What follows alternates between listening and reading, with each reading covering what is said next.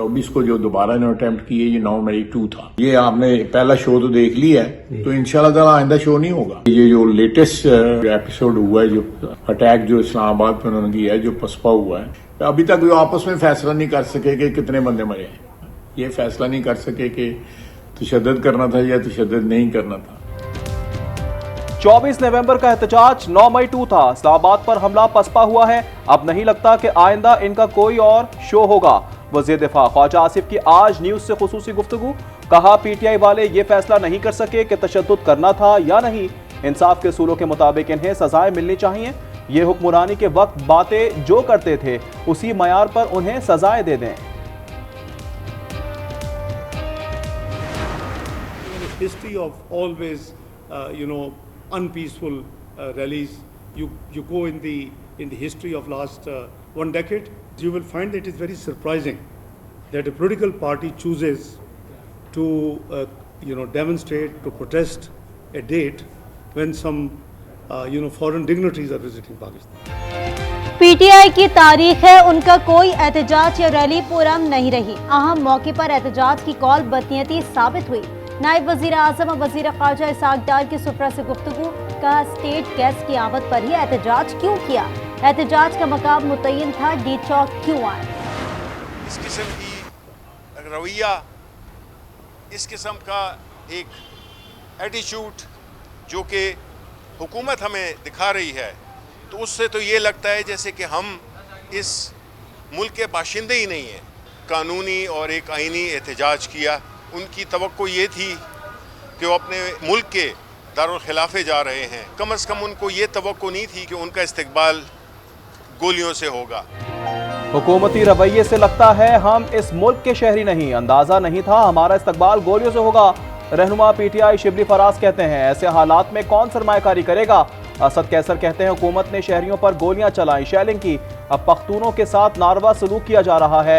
ये पाकिस्तान के खिलाफ साजिश है। बैरिस्टर सैफ कहते हैं अफगान बाशिंदों की तज़हीक से 2 मुल्कों के दरमियान नफरतें बढ़ी हैं।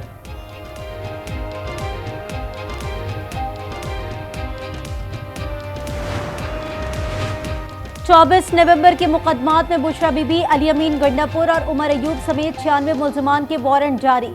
GHQ हमला केस में उमर अयूब की दरखास्त से बरियत खारिज। असद कैसर, शाहराम तुर्कई, शहरियार आफरीदी और दीगर की हिफाजती जमानत मंजूर। शिबली फराज, रऊफ हसन, जरताज गुल, ईमान ताहिर और खदीजा शाह को भी राहदारी जमानत मिल गई। साबिक सदर आरिफ अलवी ने सिंध हाई कोर्ट से हिफाजती जमानत करा ली। सलमान अकरम राजा की 18 मुकदमात में हिफाजती जमानत मंजूर।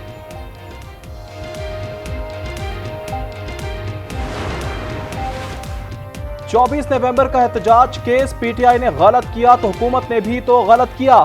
Chief justice Islamabad high court के रिमार्क्स। कहा आपसे कहा था कि शहरियों, कारोबारी लोगों और मुजाहिरीन के बुनियादी हुकूक का ख्याल रखें।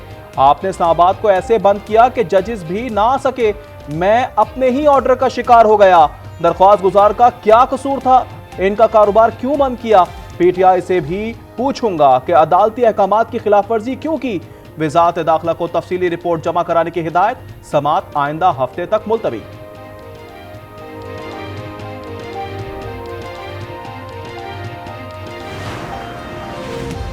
रहनुमा पीटीआई शिबली फराज भी जुडिशल कमीशन से मुस्ताफी। उनकी जगह बैरिस्टर अली जफर नुमाइंदगी करेंगे।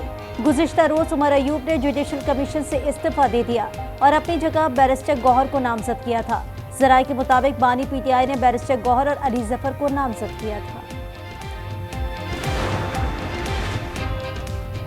जजेस तैनाती केस की समात के लिए नया बेंच बनेगा। सुप्रीम कोर्ट की आईनी बेंच में केस की समात। जस्टिस मुसर्रत हिलाली ने कहा जुडिशल कमीशन के 2 मेंबरान बेंच का हिस्सा हैं, वो कैसे केस सुन सकते हैं।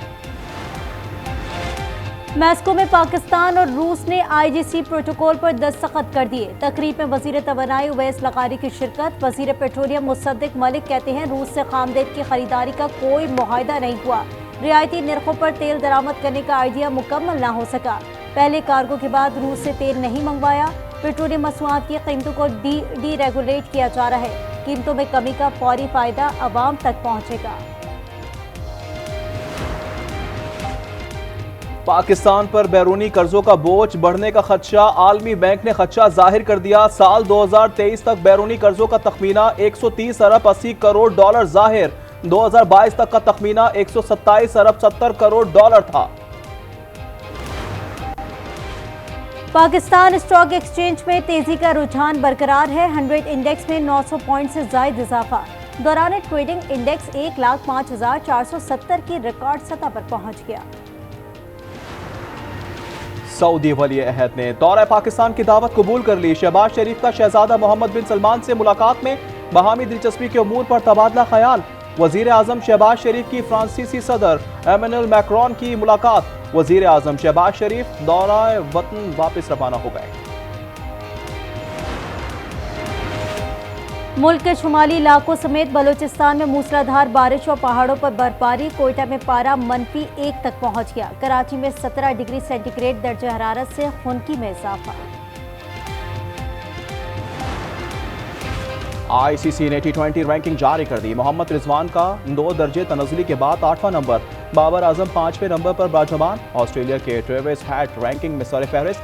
पाकिस्तान का कोई भी बॉलर टॉप 10 में जगह ना बना सका। हारिस रऊफ 20वें नंबर पर।